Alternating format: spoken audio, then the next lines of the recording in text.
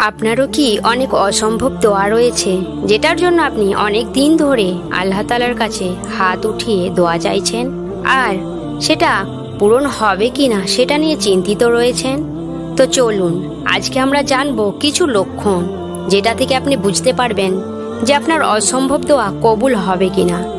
তার আগে আমি তাদের জন্য দোয়া করতে চাই যারা কমেন্টে দোয়ার জন্য বলেছেন, ইয়া আল্লাহ, আপনি মহান, আপনি রহমান, আপনি রহিম, আপনি তো এই কুল কায়নাতের সৃষ্টিকর্তা। ইয়া আল্লাহ, যার মনে যা আছে, যার মনে অসম্ভব দোয়ার খেয়াল আছে, যে অসম্ভব দোয়াকে আপনার সামনে হাত উঠিয়ে চায়, আপনি তার সেই অসম্ভব চাওয়াকে সম্ভবে বদলে দিন এবং তাকে হেদায়েত দান করুন, সঠিক পথে চলার তৌফিক দান করুন। আমিন ইয়া রাব্বুল আলামিন। কমেন্টে সকলে আমিন লিখে দেবেন। হতে পারে কারো আমিন আল্লাহ তাআলা কবুল করে সকলের দোয়াকে কবুল করে নেন। খারাপ সময়ে আল্লাহ আপনার পাশে আছেন কি না সেটা জেনে নিন। আপনি খুব চিন্তায় আছেন, কষ্টে ভেঙে যাচ্ছেন, আপনার মন মেজাজ ভালো থাকছে না, চিন্তা করবেন না, আল্লাহ আপনার পাশেই আছেন। ধৈর্য ধারণ করুন। আল্লাহ তো আপনার পরীক্ষা নিচ্ছেন যাতে আপনি আরো বেশি শক্ত হন, তাই তো তিনি পরীক্ষায় ফেলেছেন। পরীক্ষার পরেই তো ভালো ফল আসবে, তাই ধৈর্য ধরুন, সবর করুন, আল্লাহর উপর ভরসা ও বিশ্বাস রাখুন। মনে রাখবেন আপনি চিন্তায় আছেন, কষ্টে আছেন, এটা দুনিয়াবাসী দেখলে তারা আপনার চিন্তা ও কষ্ট দূর না করে আরো বেশি বাড়িয়ে দেয়। কিন্তু কেউ আপনার মনের অবস্থা বুঝুক আর না বুঝুক, আল্লাহ তাআলা সব বোঝেন, তিনি আপনার পাশেই আছেন। আপনি হয়তো ভাবছেন আপনার কাছে যেটা অনেক প্রিয়, যে জিনিসকে আপনি অনেক ভালোবাসেন, সেটা আপনার জীবন থেকে হারিয়ে গেছে এবং আপনি দোয়ার মাধ্যমে আল্লাহর কাছে চেয়েছেন, কিন্তু এখনো সেটা আপনার জীবনে ফিরে পাচ্ছেন না। আর আপনি কেন পাচ্ছেন না সেটা একবারও ভেবে দেখেছেন?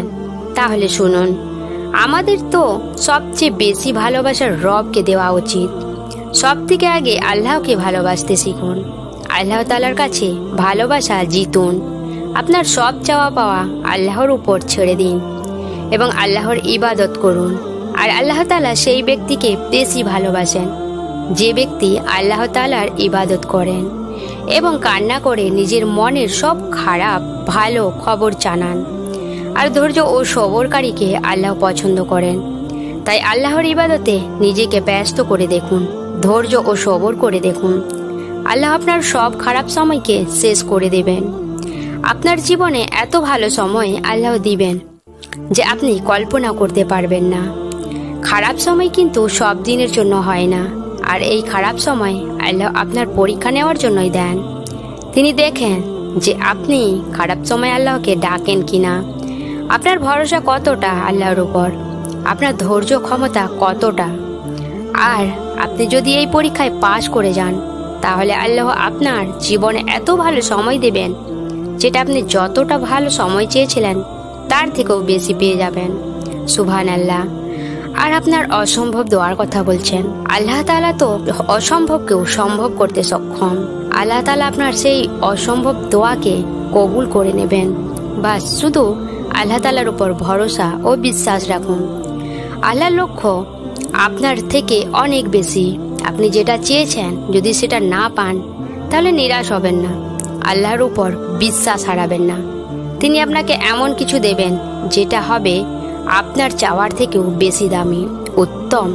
তাই খারাপ সময়ে নিজের মনকে শক্ত ও মজবুত করে সবর করুন। ভিডিওটি ভালো লাগলে অবশ্যই কমেন্ট করবেন, আর কমেন্টে আমিন লিখতে ভুলবেন না।